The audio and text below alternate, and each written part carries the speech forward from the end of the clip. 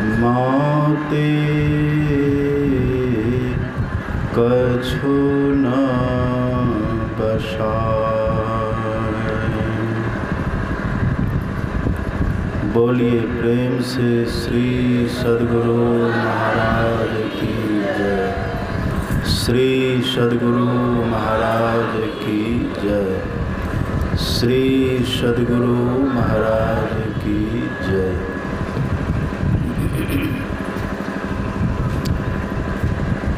इस पावन स्थल पर सादर उपस्थित वंदनीय साधु समाज, परम आदरणीय सत्संग प्रेमी महानुभावों, पूजनीय माताओं तथा भक्तिमती बहनों, हम लोग परमाराध्य सद्गुरु महाराज की असीम अनुकंपा से यहाँ अति दुर्लभ जो संतमत का सत्संग है, जो कल्याणकारी है, जिसमें अपना काम होता है, उस सत्संग में बैठे हुए हैं। और अपने सत्संग में, इस संतमत के सत्संग में पहले ग्रंथों का पाठ होता है। और जगह के सत्संग में आप जाएंगे तो वहाँ देखिएगा लोग मनगढ़ंत बातें करते हैं, जो लोग निराधार बातें करते हैं, बनावटी बातें करते हैं, जिस बातों से कोई लाभ नहीं, कोई फायदा नहीं होता, जिसमें कल्याण की कोई बातें नहीं होती, ऐसी बातें लोग करते हैं। लेकिन हम लोगों का जो सत्संग है, यह जो संतमत सत्संग है, यहाँ पहले ग्रंथों का पाठ होता है। यहाँ महापुरुषों के वाणियों का पाठ होता है और उसी की व्याख्या करके तब सुनाया जाता है। इसलिए इसको प्रसाद कहते हैं। प्रसाद, संतों की वाणी प्रसाद के समान है।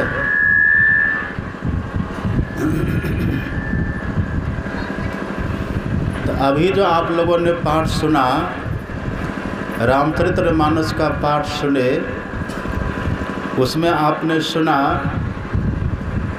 कि भगवान शिव का मंदिर है। भगवान शिव का मंदिर कहिए या फिर उसी को शिवालय कहिए। शिवालय है, भगवान शिव का मंदिर है, और उस मंदिर में एक भक्त गए हुए हैं, भगवान शिव की भक्ति करने के लिए गए हुए हैं। भगवान शिव के मंदिर में जाकर के आप देखते हैं लोग कैसे भक्ति करते हैं। अपने यहाँ सभी देवताओं की भक्ति करने का विधान, पूजा करने का विधान अलग अलग है।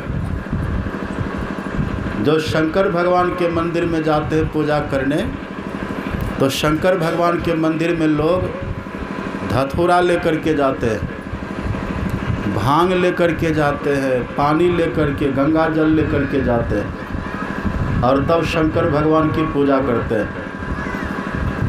और शंकर भगवान के ही पुत्र हैं गणेश जी महाराज। गणेश के मंदिर में पूजा करने कैसे जाइएगा? गणेश के मंदिर में पूजा करने जाएंगे तो भांग धतूरा वहाँ नहीं चलता है। गणेश जी के मंदिर में लड्डू का भोग लगता है। लोग कहते भी है ना, जय गणेश जय गणेश जय गणेश देवा, माता जाकी पार्वती पिता महादेवा, लड्डुअन के भोग लागे संत करे सेवा। तो वहाँ गणेश जी को लड्डू का भोग लगता है, और उनके पिता भगवान शंकर को लड्डू पसंद नहीं है, उनको भांग धतूरा पसंद है। और आप विष्णु भगवान की पूजा करने जाइए, तो विष्णु भगवान की पूजा करने के लिए आपको तुलसी का पत्ता चाहिए, तुलसी दल, मिष्टान भी हो, फल फूल भी हो, और साथ साथ तुलसी का पत्र भी चाहिए। उसके बिना विष्णु भगवान की पूजा अधूरी रहेगी। आप चले जाइए शनि भगवान की पूजा करने, तो शनि देवता की पूजा कैसे करिएगा? शनि देव के मंदिर में न तो भांग धतूरा चलेगा, न तो वहाँ लड्डू चढ़ता है, और न तो वहाँ तुलसी का दल। शनि भगवान के मंदिर में पूजा करने के लिए सरसों का तेल चाहिए, वो सरसों के तेल से खुश होते हैं। और यदि भैरव भगवान की पूजा करने जाइएगा तब भैरव भगवान को उनको शराब चाहिए, शराब से उनकी पूजा होती है। इतने पूजा कर पाइएगा? कितना कठिन है।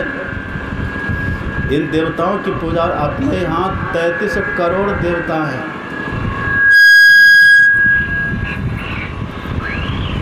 और सबके पूजा करने का विधान अलग अलग है, विधान अलग अलग है, सबका चढ़ावा अलग अलग है, ये सब अलग अलग होता है।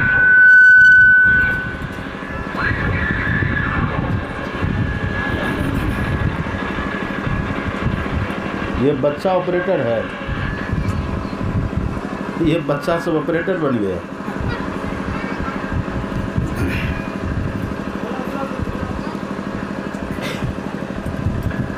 एक भक्त हैं जो भगवान शंकर के मंदिर में गए हैं पूजा करने के लिए, वही आपने पाठ में सुना। शंकर भगवान का मंदिर है, वहाँ जो उनको चढ़ाना था सब चढ़ा दिए, भांग धतूरा बेलपत्र जल गंगा जल सब चढ़ा दिए। और चढ़ाने के बाद अब वो बैठ कर के भगवान शंकर के ही नाम का जप कर रहे हैं। भगवान शंकर का नाम कैसे जपते हैं? ओम नमः शिवाय, ओम नमः, यही मंत्र जपते हैं ना। तो इसी मंत्र का जप कर रहे हैं वो। एक लड़का है, एक भक्त है, वो भगवान शंकर के मंदिर में जा कर के पहले तो जो करना था पूजा पाठ कर लिए, अब वो वहाँ बैठ कर के ओम नमः शिवाय का जप कर रहे हैं। अब देखिए मंदिर है, मंदिर है, मंदिर में भगवान शिव की प्रतिमा अर्थात अथवा शिवलिंग है, अब वहाँ पर पूजा कर रहे हैं। और उसी समय उधर से एक संत आते हैं, सद्गुरु आते हैं। जो लड़का वहाँ बैठ के पूजा कर रहा है ना, उनके सद्गुरु जिन्होंने उनको दीक्षा दी थी, जिन्होंने उनको ज्ञान दिया था, सद्गुरु हैं, वो उधर से आ रहे हैं। और जब वो चलते चलते मंदिर के पास आए, ऐसे में सत्संग होगा? कहिए। एक तो जनरेटर इतना नज़दीक में लगा दिए हैं, इधर जनरेटर का आवाज़ है। सत्संग बहुत शांति की चीज़ है।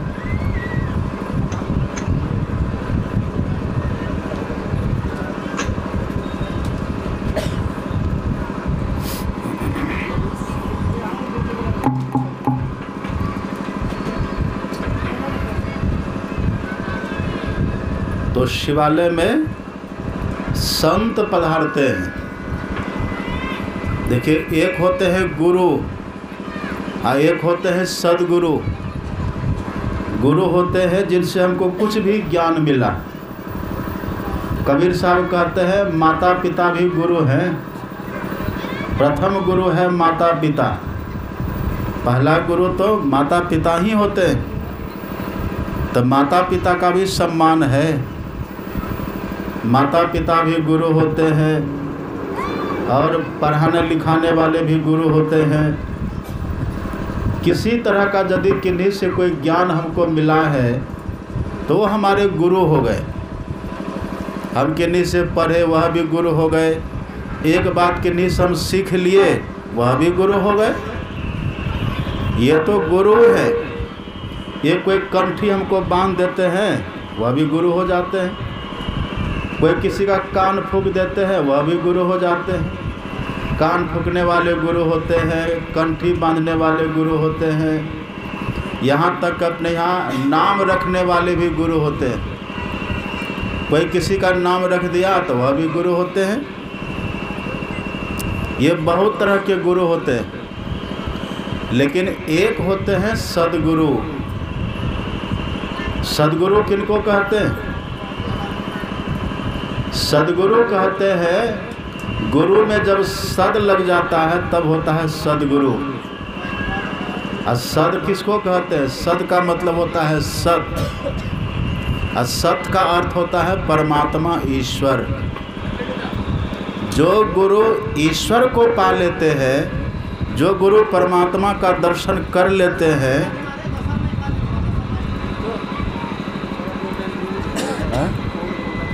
तो खोलिए इसको।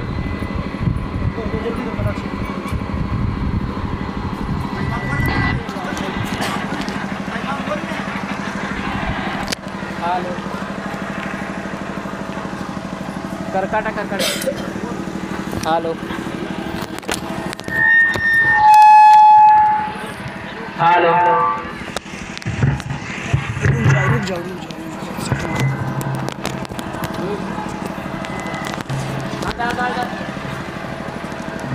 सब फंसा हुआ है। आइए लगाइए।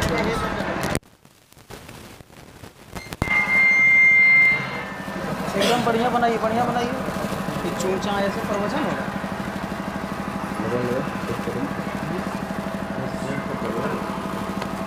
ये को लगाओ।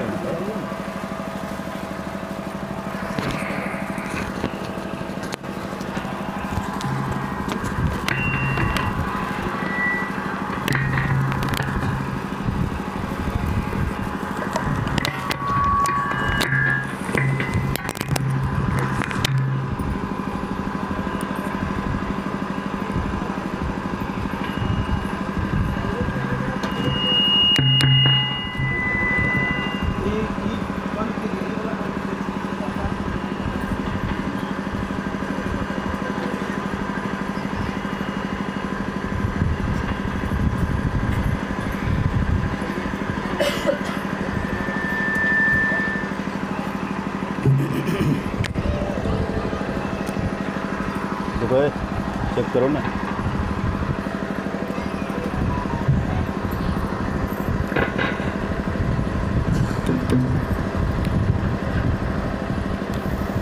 श्री सद्गुरु महाराज की जय। श्री सद्गुरु महाराज की जय। क्या कह रहे थे हम? एक होते हैं गुरु और एक होते हैं सद्गुरु। गुरु तो हमारे कोई भी हो सकते हैं। जन्म देने वाले गुरु हैं, पालन पोषण करने वाले गुरु हैं, कंठी बांधने वाले गुरु होते हैं, नाम रखने वाले भी गुरु होते हैं, कान फूंकने वाले, ये सब गुरु हैं। लेकिन एक होते हैं सद्गुरु। सद्गुरु किनको कहते हैं? सद्गुरु वो होते हैं जो इसी शरीर में रह करके ईश्वर का दर्शन कर लेते हैं, परमात्मा को जो देख लेते हैं। सत नाम है ईश्वर का, परमात्मा का। जो ईश्वर को देख ले वही कहलाते हैं सद्गुरु। अब वो सद्गुरु कैसे होते हैं? जो ईश्वर को देख लेते हैं वो ईश्वर ही बन जाते हैं। ईश्वर का दर्शन करने वाले ईश्वर हो जाते हैं। तुम रही कृपा तुम ही रघुनंदन, अजानत भगत भगत उर चंदन। महर्षि वाल्मीकि कहते हैं, हे राम, आपको वही जानते हैं, आपका दर्शन वही करते हैं जिनको आप दर्शन दिलाना चाहते, देना चाहते हैं, वही आपका दर्शन करते हैं। अपने से कोई दर्शन नहीं कर सकता ईश्वर का।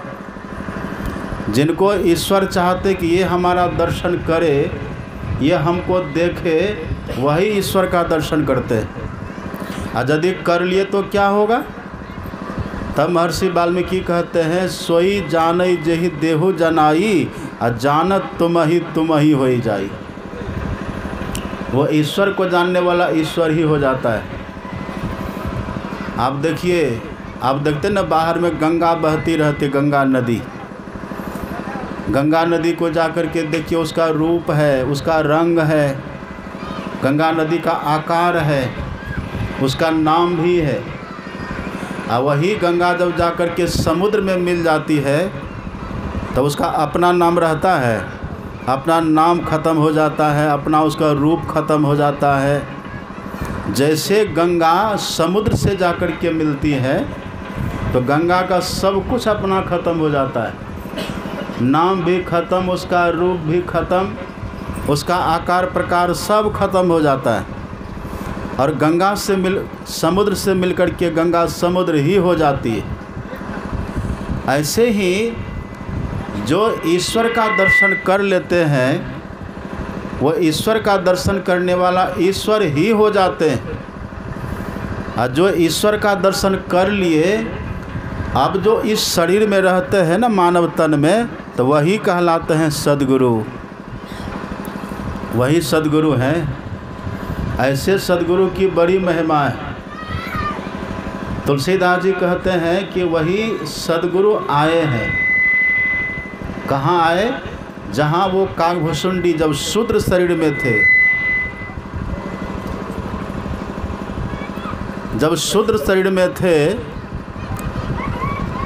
तो शिवालय में जा कर के वो बैठ कर के ओम नमः शिवाय का जप कर रहे हैं, बैठे हुए हैं। भगवान शिव का मंदिर है, शिवलिंग सामने है, और भगवान शिव के शिवलिंग को देख भी रहे हैं, ओम नमः शिवाय का जप भी कर रहे हैं। और उसी समय उधर से आ जाते हैं उनके सद्गुरु, उनके गुरु महाराज उधर से आते हैं। सद्गुरु जो नर रूप में हरि है, जो देखने में लगते तो हैं नर के जैसा, देखने में तो लगते मनुष्य के जैसा। जैसे हम लोग को दो आँख, ऐसे संत को भी दो आँख होती है, दो ही होती है। जैसे हम लोग बोलते से वो भी बोलते हैं, जैसे हम लोग भोजन करते से वो भी करते हैं। बाहर में देखिएगा तो फर्क नहीं लगेगा, लेकिन भीतर से कुछ और होते हैं। वे भीतर से वो निरावरण होते हैं। हम लोग के भीतर में 3 आवरण है, सब कोई जानते हैं ना। और रोज़ हम लोग गाते हैं, स्तुति प्रार्थना आप करते हैं रोज़, क्या गाते हैं? घट तम प्रकाश व शब्द पट त्रय जीव पर है छा रहे। घट का मतलब होता है भीतर, भीतर में हम लोग के अंदर में 3 पर्दा लगा हुआ, 3 आवरण लगा हुआ है। कौन सब है? तो तम, प्रकाश और शब्द। तम कहते हैं अंधकार को। अंधकार है, आंख बंद करते क्या दिखता है सबको? घोर अंधकार दिखता है कि नहीं? आंख बंद करिए, सबको अंधकार दिखता है। ये जो अंधकार दिखता है ना, इस अंधकार के पार में होता है प्रकाश, वह भी साधक को दिखता है। जो ध्यान करने वाले होते हैं, जो बैठ करके भजन करने वाले होते हैं ना, उनको अपने भीतर में प्रकाश भी दिखाई देता है, अपने भीतर में प्रकाश दिखता है। और वो प्रकाश कैसा दिखता है? एक बार यदि वो प्रकाश दिख जाए ना, तो सबके मन की बात आप जान जाइएगा। किसके मन में क्या चल रहा है, कौन क्या सोच रहा है, वो सब बात आप जान जाइएगा। दीवार के पार में क्या है वह भी देख लीजिएगा। उसके लिए कहीं आवरण नहीं रहता, स्थूल आवरण उसके लिए ख़त्म। न दीवार का पर्दा, न और कोई स्थूल पर्दा, सब पर्दा उनकी दृष्टि में ख़त्म। ये कब होता है? जब किसी के भीतर प्रकाश होता है। और इसी के लिए वेद भगवान कहते हैं तमसो माँ ज्योतिर्गमया। सुन रहे हैं ना आप लोग? सुन रहे हैं कि नहीं? मेरी बात समझ रहे हैं? सत्संग में बहुत शांति। देखिए जनरेटर आप ऐसी जगह लगा दिए हैं, तो हमसे बेसी आवाज़ जनरेटर कर रहा है। सत्संग में जनरेटर को दूर रखना चाहिए। इधर से देखिए सीटी कितना मार रहा है। सत्संग बहुत शांति की चीज़ है। बहुत ध्यान से आप सुनिए। यदि एक बार प्रकाश हो जाए ना आपके भीतर, अब प्रकाश सबके भीतर हो रहा है। घट घट दीपक बरे, सबके भीतर में दीपक जल रहा है पहले से। तभी तो मानव तन की विशेषता है।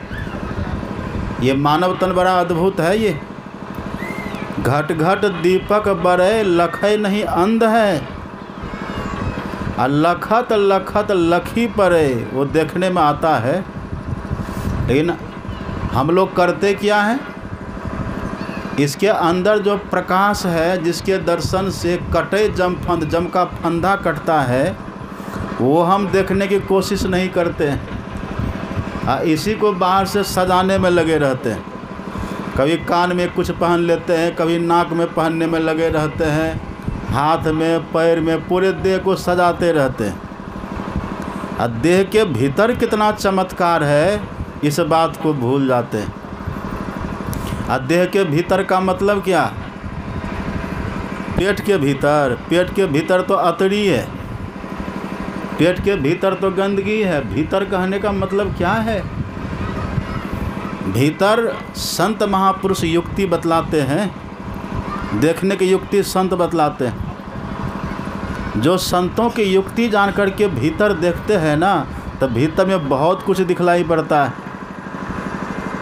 आप अपने भीतर में सब देवता को देख सकते हैं।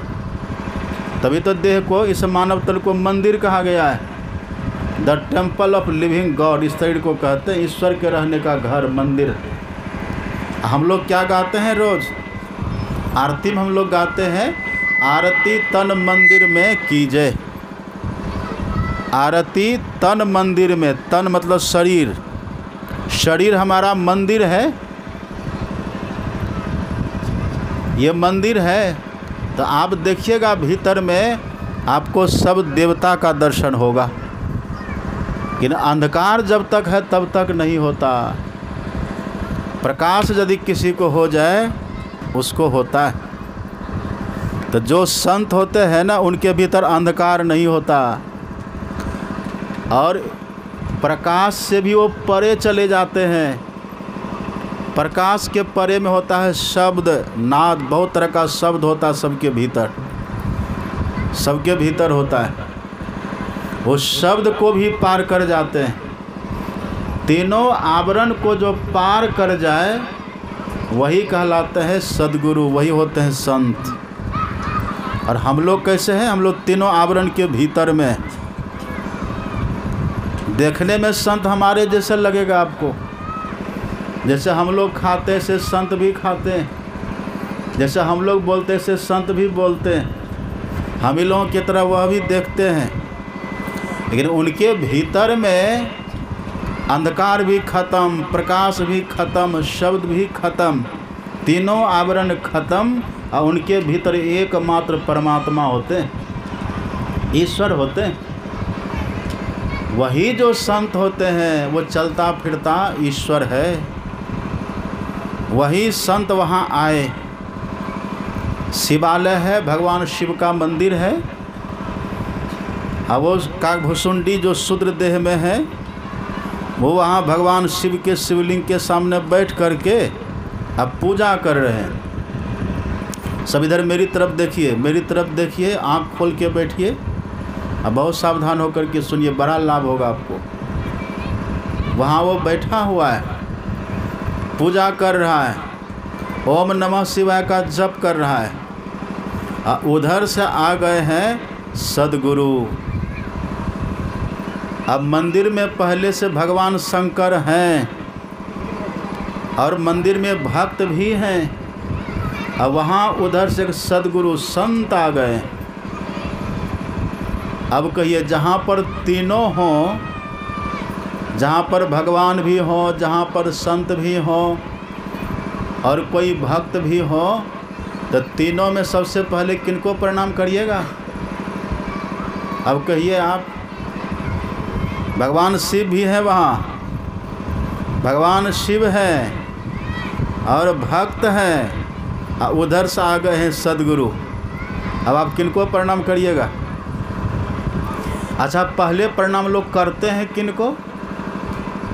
जो बड़े होंगे उसी को न प्रणाम करिएगा। लोग बड़े को पहले प्रणाम करते हैं और छोटे को बाद में प्रणाम करते हैं।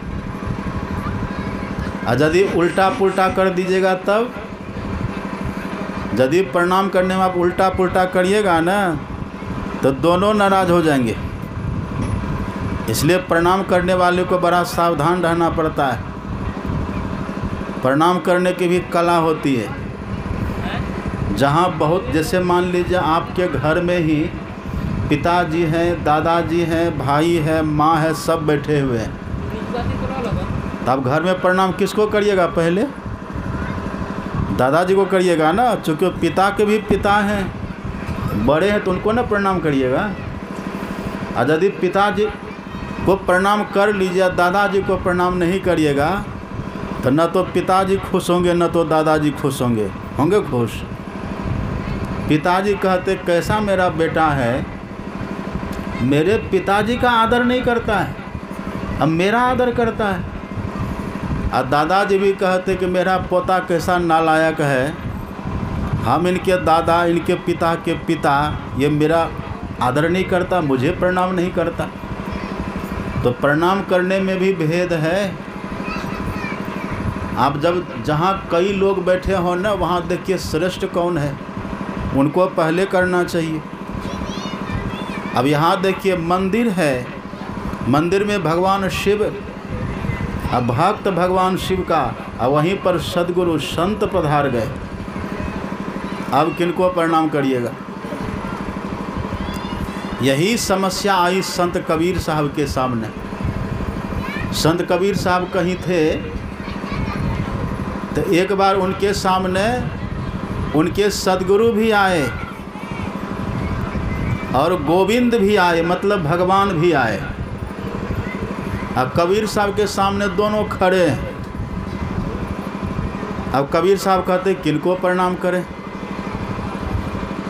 गुरु गोविंद दो खड़े, दोनों खड़े हैं। अब काके लागो पाए, किनका पैर पहले पड़िएगा? पहले किनको प्रणाम करिएगा? गुरु गोविंद दो खड़े, काके लागू पाए, किनके पैर पड़िएगा? समस्या है ना।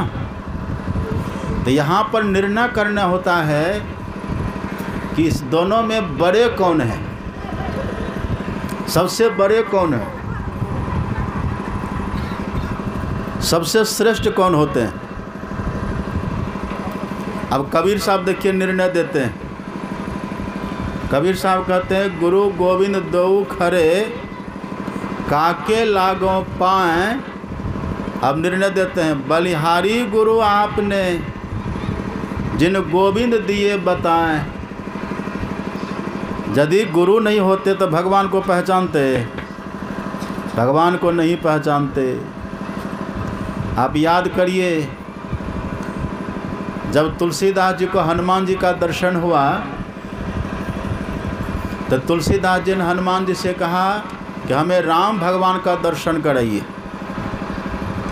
तो हनुमान जी ने कहा कि ठीक है, भगवान का दर्शन आपको हो जाएगा, आप फलानी जगह पर जा कर के बैठिए, वहाँ पर भगवान आएंगे, आप दर्शन कर लीजिएगा।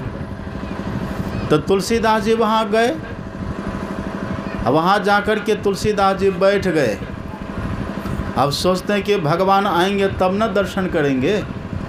इतने में क्या होता है, भगवान श्री राम और लक्ष्मण दो भाई है ना, दो भाई अलग अलग दो घोड़े पर सवार होकर के तुलसीदास के सामने से गुजरे। और तुलसीदास जी ने देखा, लेकिन ये नहीं पहचाना कि यही भगवान है। तुलसीदास के सामने से भगवान चले गए, तुलसीदास ने देखा भी लेकिन पहचाना नहीं। और जब भगवान वहाँ से चले गए अब पीछे हनुमान जी आए तो हनुमान जी ने पूछा, कहिए तुलसीदास जी दर्शन हुआ? तो तुलसीदास जी कहते, भगवान आएंगे तभी तो दर्शन करेंगे। अरे वो तो आए थे, अभी तो गए घोड़ा पर सवार होके, आपने देखा नहीं? अच्छा वो घोड़ा वाला भगवान थे? बोले हाँ, हमने तो पहचाना नहीं। अरे आपसे भूल हो गई। हमारे गुरु महाराज क्या कहते हैं, जीवो परम पिता निज चिन्हो, चिन्हिए पहचानिए। हमारे सामने ही ईश्वर है, परमात्मा, लेकिन हम पहचान नहीं रहे हैं, हम नहीं जानते, हम नहीं पहचान सकते। आप पढ़िएगा पदावली में, गुरु महाराज जी लिखते हैं, हरदम प्रभु रहे संग, हरदम ईश्वर साथी हैं, हरदम प्रभु रहे संग, कबहू भव दुख न टरे। भव दुख मतलब जन्म मृत्यु का दुख। ये जो जन्म मृत्यु का दुख है इसको कहता है आवागमन, ये सबसे बड़ा दुख है। तो ईश्वर तो हमेशा हमारे सामने है। हरदम प्रभु रहे संग, कबहू भव दुख न टरे। अब भव दुख गुरु दे टारी, सकल जय जयति करे। अब देखिए, उर माही प्रभु, अपने भीतर प्रभु ईश्वर है, लेकिन दर्शन हो रहा है? नहीं हो रहा है। उर माही प्रभु गुप्त, दर्शन क्यों नहीं हो रहा? तो अंधेरा छाई रहे। अंधकार में कुछ दिखता है? अंधकार में कुछ दिखता नहीं है। तो हमारे सद्गुरु महाराज कहते हैं, ईश्वर तो भीतर हैं, लेकिन अंधकार रहने के कारण हमको दिखलाई नहीं देते। उर माही प्रभु गुप्त, अंधेरा छाई रहे। गुरु गुर करत प्रकाश, प्रभु को प्रत्यक्ष लहे। जब गुरु के ज्ञान से प्रकाश होता है ना, तब प्रत्यक्ष में भगवान को पा लेते हैं। तो बड़े कौन हो गए? वही कबीर साहब कहते हैं, बलिहारी गुरु आपने। हनुमान जी ने कहा कि आपके सामने सभी भगवान गए, आप नहीं पहचाने? बोले नहीं। अब तुलसीदास जी रोने लग गए। तुलसीदास जी दुखी हो गए कि है जिनके लिए हमने इतनी मेहनत करी, उनको हमने पहचाना नहीं। कहा कोई बात नहीं तुलसीदास, आप चिंता मत करिए, आप रोइए मत, आप यहाँ से चित्रकूट चले जाइए, और चित्रकूट में मंदाकिनी नदी बहती है, आप उसी मंदाकिनी नदी के तट पर बैठिएगा, वहाँ आपको भगवान का दर्शन हो जाएगा। कौन कह रहे हैं ये बात? हनुमान जी कह रहे हैं। हनुमान जी है कौन? आप पढ़िए हनुमान जी के लिए। हनुमान जी ज्ञानी नाम अग्रगण्यम, ज्ञानी हैं। अज्ञानी को ही तो गुरु कहते हैं। गुरु नाम है ज्ञान का, शिष्य सीख ले सोए। ज्ञान ही तो गुरु है, ज्ञानी को ही तो गुरु कहते हैं। अब तुलसीदास जी गए वहाँ चित्रकूट, और चित्रकूट में जाकर के मंदाकिनी नदी के तट पर बैठ गए। अब मन में है कि जैसे भगवान आए थे ना उस दिन घोड़ा पर सवार होकर के, आज फिर घोड़े पर आएंगे। एक नक्शा दिमाग में बना लिए, लेकिन भगवान किस रूप में आएंगे कोई जानता है? तुलसी या संसार में सबसे मिलिए धाय, न जाने किस रूप में सिया राम मिल जाए। वो किस रूप में मिलेंगे कहना बड़ा मुश्किल है, इसलिए सबसे बड़े प्रेम से मिलना चाहिए। पता नहीं उस रूप में कौन है, सबसे बड़े प्यार से, बड़े प्रेम से मिलना चाहिए। अब तुलसीदास के दिमाग में एक नक्शा बैठ गया है कि जैसे हमने उस दिन देखा था ना, राम और लक्ष्मण घोड़े पर सवार होकर के जा रहे थे, आज फिर वो घोड़े पर ही सवार होकर के आएंगे। लेकिन आज क्या हुआ? आज तुलसीदास जी बैठे हुए हैं, भोर का समय, प्रातः काल, सूर्योदय हो गया है। तुलसीदास जी शौच आदि गए हैं, लैट्रिन बाथरूम, लैट्रिन आदि शौच गए, शौच आदि से निवृत्त होकर के, फ्री होकर के आए और एक पत्थर पर बैठ गए, और चंदन पास में रखे थे वो, पत्थर पर चंदन को घिस रहे हैं, तिलक करना है तो चंदन को घिस रहे थे तिलक करने के लिए। अब उसी समय उधर से भगवान आ रहे हैं, भगवान उसी समय, लेकिन आज घोड़ा पर सवार नहीं है, आज वो पैदल उधर से आ रहे हैं। आगे राम है और पीछे लक्ष्मण है। राम भगवान का रंग श्याम वर्ण है, बड़े सुंदर देखने में। आप पीछे लक्ष्मण जी गौर वर्ण, एकदम गोरा। दोनों भाई बड़े दिव्य हैं, पीताम्बर पहने हुए हैं, दोनों के पास धनुष बाण है, माथे पर मोर मुकुट है, बड़ा दिव्य देखने में लग रहे हैं। लेकिन यही भगवान है, तुलसीदास को ये विश्वास नहीं हुआ, तुलसीदास जी पहचान नहीं पाए। यही भगवान है, इनके दिमाग में है कि घोड़ा पर न चढ़ कर के आएंगे, लेकिन आज तो भगवान पैदल आ गए। तुलसी आज संसार में सबसे मिलिए धाय, और ना जाने किस रूप में सिया राम मिल जाए, आज तो पैदल आए। और तुलसीदास जी यहाँ बैठे बैठे चंदन घिस रहे हैं। अब भगवान चलते चलते, देखिए भगवान भी चाहते कि तुलसीदास मेरी पहचान करे, तुलसीदास हमको देखे, हमारा दर्शन करे, क्योंकि तुलसीदास से बड़ा कल्याण होगा संसार से, ये रामायण लिखेगा। अब भगवान गए और तुलसीदास जो बैठ कर के चंदन घिस रहे थे ना, वो तुलसीदास के सामने खड़े हो गए।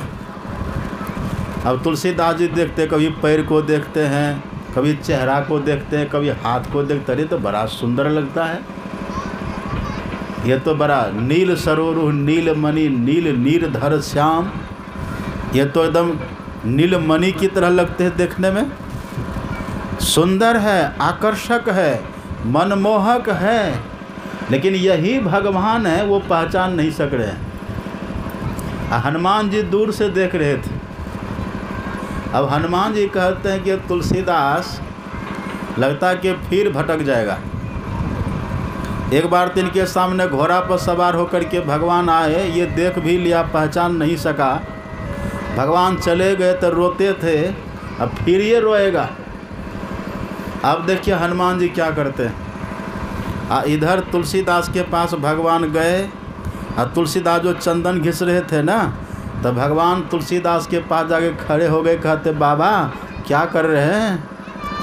तो तुलसीदास कहते चंदन घिस रहे हैं। तो भगवान ही कहते हैं ये चंदन क्या करिएगा बाबा? तो तुलसीदास कहते माथा में लगाएंगे। तो भगवान कहते हम ही लगा दें। देखिए भगवान ही हैं, हम ही लगा दें बाबा। तो तुलसीदास जी ने देखा कितना बढ़िया बोलता है बच्चा, देखने में कितना मनमोहक है, कितना सुंदर है, तो आनंद की मूर्ति है। मंगल भवन अमंगल हारी द्रवों सो दशरथ अजर बिहारी, ये तो बड़ा सुंदर है। और ऊपर से कहते कि बाबा ये चंदन हम आपको लगा दें। तो तुलसीदास कहते ठीक है लगा दो। अब भगवान चंदन लिए और चंदन लगाने लगे, तब भी तुलसीदास नहीं पहचानते कि यही भगवान है। अब कहिए दर्शन भी हुआ, वार्तालाप भी हुई, अब चंदन भी दे रहे हैं, अब फिर भी तुलसीदास पहचान नहीं रहे हैं। अब हनुमान जी ने सिर पीटा है, ये क्या हो गया, मेरी सब मेहनत पर पानी फिर जाएगा। अब देखिए हनुमान जी तुलसीदास के हित करने के लिए, तुलसीदास का कल्याण करने के लिए हनुमान जी जानबूझ करके तोता बन जाते, सुग्गा। और सुग्गा बन करके एक पेड़ वहाँ था बगल में, पेड़ की डाल पर गए, डाल पर बैठ गए तोता, सुग्गा बैठ गए, और वहीं बैठ करके फकरा के दोहा पढ़ने लगे। हैं हनुमान जी पर बन गए हैं तोता, सुग्गा बन गए। और तब कहते हैं चित्रकूट के घाट पर भई संतन की भीड़, तुलसीदास चंदन घिसे तिलक देत रघुवीर। तिलक देते, जो तिलक दे रहे हैं ना तुलसीदास को, वो रघुवीर राम हैं। अब जैसे कहा कि तिलक देत रघुवीर, तो तुलसीदास चौंके, हैं यही रघुवीर राम है। अब ऐसे देखते हैं, अरे यही राम है। अब अरे ऐसे तोता बोल रहा होगा, तोता ऐसे बोलता है। फिर दोबारा कहते हैं, चित्रकूट के घाट पर भई संतन की भीड़, और तुलसीदास चंदन घिसे तिलक देत रघुवीर। फिर दूसरी बार फिर ये चौंकते हैं, यही राम है, यही रघुवीर है। फिर वो चौंकते हैं, ठीक है, तोता चिड़िया है, पक्षी ऐसे बोलता है। देखिए संत कैसे होते हैं, सदगुरु कैसे होते हैं। इसलिए हनुमान चालीसा में कहते हैं न, जय जय जय हनुमान गोसाई, कृपा करहु गुरुदेव की नहीं। गुरुदेव का ये काम है, गुरु का ये काम है। तीसरी बार फिर तुलसीदास जी जब देखे भगवान को, तो तीसरी बार फिर वो तोता कहते हैं, हनुमान जी तोता के रूप में, चित्रकूट के घाट पर भई संतन की भीड़, और तुलसीदास चंदन घिसे तिलक देत रघुवीर। अब कहता रे तीन बार बोला, इसका मतलब कुछ है।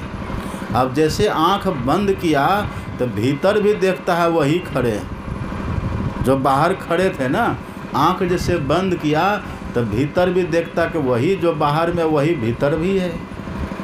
अब आंख खोले तो बाहर भी वही, अब बंद करे तो भीतर में भी वही।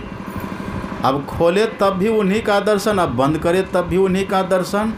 तब पहचान लिया कि ओहो यही है भगवान, यही है राम। और जब पहचान लिया, अब जो आँख खोल करके प्रणाम करना चाहा, तो बस भगवान ही अंतर्धान हो गए, भगवान भाग गए।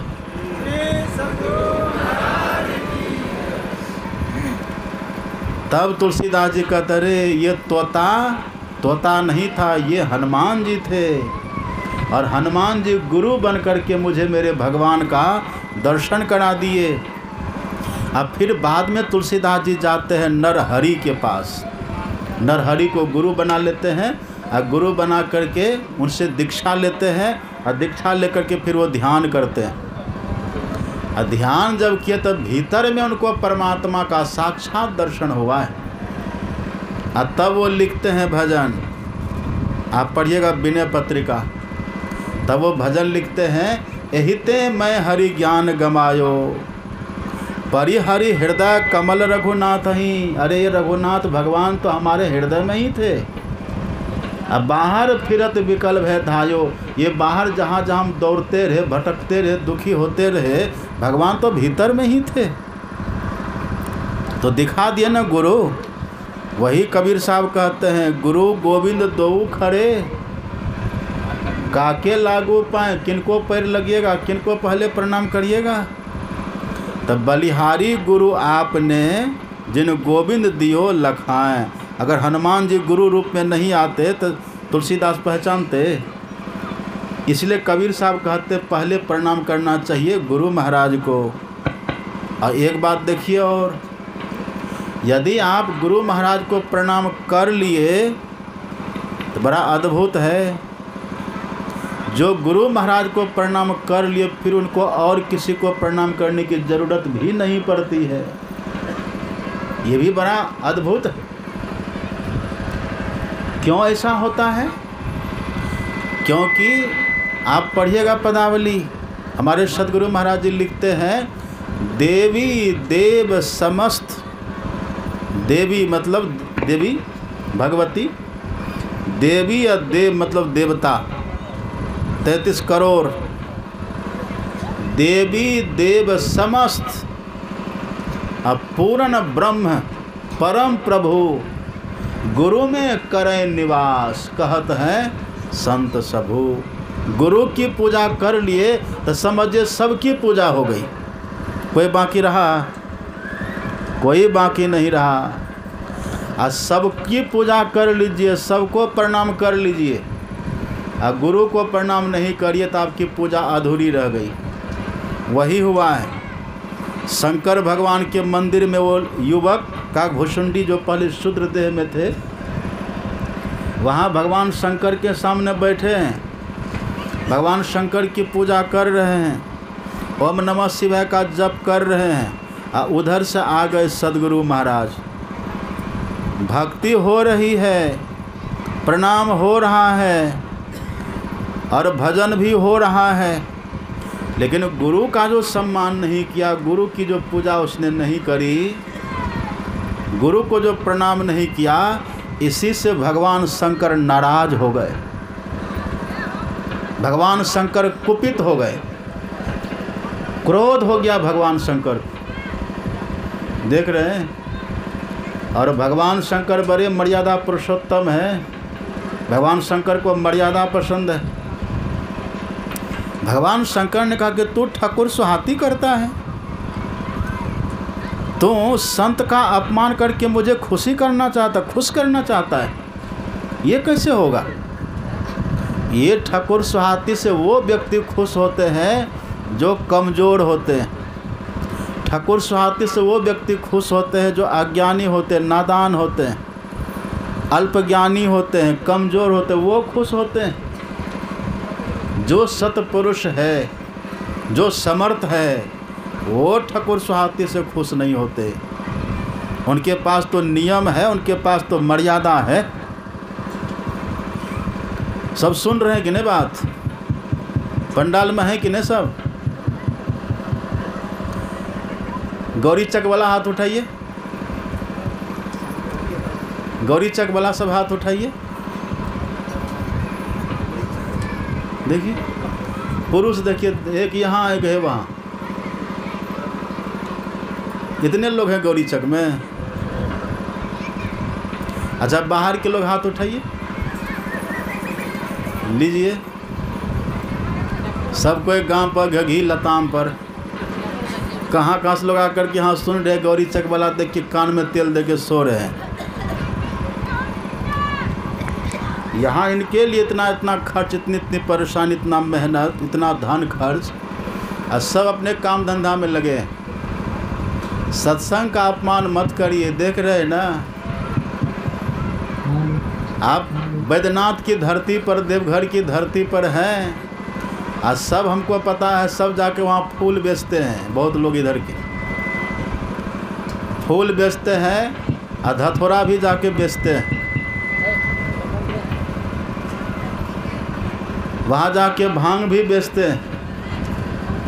सब कुछ वहाँ जाके करते हैं। देख रहे हैं ना, वही यहाँ पर कर रहे थे काकभूषुंडी जी। भगवान शिवालय, शिव भगवान के मंदिर शिवालय वहीं पर गया है, लेकिन सत्संग, संत का जो अपमान कर दिया है, संत के आने के बाद जो सम्मान नहीं किया है, संत का जो सत्कार नहीं किया है, संत को जो नमन नहीं किया है, उठ करके जो संत से मिला नहीं है, उसी का परिणाम देखिए कितना खतरनाक होता है। ये मेरी बात है, ये रामायण की लिखा हुआ है रामायण में। अब तुलसीदास जी लिखते हैं, एक बार हर मंदिर, एक बार गयो हर मंदिर, जपत रहूं शिव नाम। ओम नमः शिवाय का जप कर रहा था, अब गुरु आए, वो गुरु आए, संत आए, गुरु आए वो, लेकिन अभिमान ते अहंकार के कारण उठ नहीं किन्ह प्रणाम, उठ करके हमने प्रणाम नहीं किया। तब परिणाम क्या हुआ? गुरु तो कुछ नहीं बोले, संत तो कुछ नहीं कहे, सो दयालु नहीं कहे वो कछु। गुरु तो दयालु होते, संत तो दयालु होते हैं। अच्छा, संत के भीतर कितनी दया होती है? आपने मक्खन देखा? मक्खन, मक्खन कितना कोमल होता है। अब जरा सा छू दीजिए, मक्खन को पिघल जाएगा। उंगली की गर्मी भी मक्खन बर्दाश्त करता है। कितना कोमल होता है। जितना कोमल मक्खन होता है, उतना ही कोमल संत का हृदय होता है। इसलिए तुलसीदास जी कहते, संत हृदय नवनीत समाना। नवनीत कहते मक्खन को। संत का जो हृदय होता है, मक्खन की तरह कोमल होता है। संत हृदय नवनीत समाना। लेकिन कहा कवि ने पे कहा ही न जाना, कवि ने कहा तो दिया कि संत का हृदय मक्खन की तरह होता, लेकिन कहने के लिए नहीं आया। क्या नहीं आया? तुलसीदास जी कहते निज परिताप द्रवई नवनीता। नवनीत मक्खन तो अपने में गर्मी लगने से पिघलता है, लेकिन संत अपने दुख से कभी दुखी नहीं होते। मक्खन में गर्मी लगी, पिघल गया। और संत को कोई सोचे कि थोड़ी गर्मी दे, थोड़ा दुख दे, वो दुखी हो जाए, ऐसे नहीं होते। संत बड़े समर्थ होते हैं। आप उनको कितना भी गाली दीजिए, अपमान कर दीजिए, फर्क नहीं पड़ेगा। हाँ, जानबूझ करके करिएगा, जानबूझ करके। आप अनजान हैं, आप नहीं जानते थे, अनजान में आप गाली दे दिए, कोई बात नहीं, क्षमा कर देंगे। लेकिन जानबूझ करके ईर्ष्यावश यदि किए संत का अपमान, तो रावण ने किया था ना, कोई बचा? एक संत का अपमान किया था रावण ने जान करके, परिणाम क्या हुआ? 1 लाख पुत 1.25 लाख नाती ता रावण घर, कोई दिया जलाने वाला नहीं रहा, पूरी लंका उजड़ गई। साधु अवज्ञा तुरंत भवानी, साधु अवज्ञा कर फल ऐसा, लंका जड़े, जल गई लंका, निशिचर कर जैसा, राक्षस की लंका जल गई। वो जान कर के अपमान किया था। अनजान में है, आप नहीं जानते हैं, भूल हो गई तो संत क्षमा कर देते हैं, वो कुछ नहीं कहते, माफ़ कर देते हैं। लेकिन वो द्रवित होता है, बेचारा अज्ञानी है, तब ने सा किया। वो जब देखते दुख में है, कोई कष्ट है, कोई पीड़ा है, दुख में है, तो संत को कहना नहीं पड़ता, संत अपने आप द्रवित हो जाते, अपने द्रवित हो जाते। इसलिए आप संत महापुरुष के पास जाइए ना, तो वहाँ ज़्यादा जाके पैरवी नहीं करिए, हमको ये कष्ट, हमको वो कष्ट, कुछ मत करिए। वहाँ बस वहाँ केवल जाइए, श्रद्धा प्रेम से बैठिए, श्रद्धा प्रेम से मिलिए जुलिए, भीतर से प्रेम बना करके रखिए। आप देखिएगा धीरे धीरे आपके कष्ट दूर होने लग जाएंगे। ये चमत्कार होता है। जैसे आपने देखा ना, जो गंधी बेचने वाले, सुगंध बेचने वाले होते हैं ना, गंधी लोग जो गंध बेचते हैं, आप उसके दुकान पर जाइए, अब भले आप वहाँ पर कुछ मत खरीदिए, आप केवल उसके दुकान पर जाइए और जा कर के वहाँ आराम से चुपचाप आप शांति से वहाँ खड़े रहिए, या फिर आप बैठ जाइए, आप न कुछ बोलिए न कुछ कहिए, चुपचाप वहाँ खड़े रहिए। तो क्या होगा? आपको सुगंधी लगेगी कि नहीं? उसका पैसा लगता है, लगेगा पैसा। बस वहाँ गए, उनकी दुकान है, दुकान में गंधी सुगंध है, गंध है, हम खरीद नहीं रहे हैं, बस वहाँ गए, केवल खड़े हैं, वहाँ खड़े हैं केवल दुकान पर, बस आपको गंध मिलना शुरू हो जाएगा। यदि नाक में रुई ठूस लीजिएगा तब मिलेगा गंध। आप दुकान पर गए, नाक में रुई ठूस लिए, तब वहाँ जाना भी व्यर्थ हो गया। कबीर दर्शन साधु के जो गंधी का बास, और जो कुछ गंधी दे नहीं तो भी बास सुबास। बस आप उनकी दुकान पर चले जाइए और आराम से खड़े रहिए, नाक को थोड़ा साफ रखिए, फिर आपको बिना पैसा दिए, बिना कुछ कहे, आराम से आप खुशबू लेते रहिए, फ्री में मिलेगा वहाँ। ऐसे संत महापुरुष के पास जाइए, अब वहाँ को ज़्यादा बक बक मत करिए। आपको पता है ना, संत महापुरुषों का भजन अखंड रहता है। अब वहाँ जब कुछ बक बक करिएगा, कुछ आलतू फालतू बकिएगा, तो उससे होना जाना कुछ नहीं है। हाँ, अति आवश्यक हो तो अलग बात है, वहाँ तो आप जा कर के आराम से बैठिए अब बड़ी श्रद्धा से बैठिए। अब भीतर से अहंकार को छोड़ दीजिए। अहंकार ही है नाक में रुई ठूसना। अति दीन होके जिसने सत्संग सुमति ली, अपने को सोई में ही गुरु शरण में कर ली। अत्यंत विनम्र होकर के वहाँ जाइए। आप नहीं भी कुछ कहेंगे ना तो उनका असर आपको शुरू हो जाएगा। अपने आप देखिएगा धीरे धीरे आपका दुख दर्द अगर श्रद्धा से वहाँ है, प्रेम से हैं, ये सब लाभ आपको हो जाएगा। अब वहाँ गए,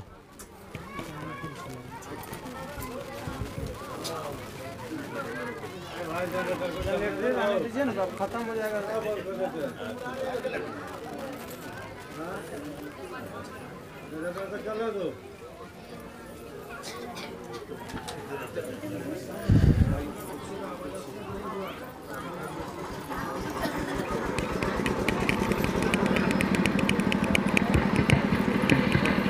श्री सद्गुरु महाराज की जय। क्या कह रहे थे हम? संत के पास जाइए तो कुछ ज़्यादा अकबक मत करिए। वहाँ जो पवित्रता से जाइए और शांति से थोड़ी देर बैठिए, जप करिए, देखिए लाभ होगा आपको। तो संत तो ऐसे मक्खन की तरह ऐसे पिघलते हैं, वो देखते कि बेचारे कितना दुखी है।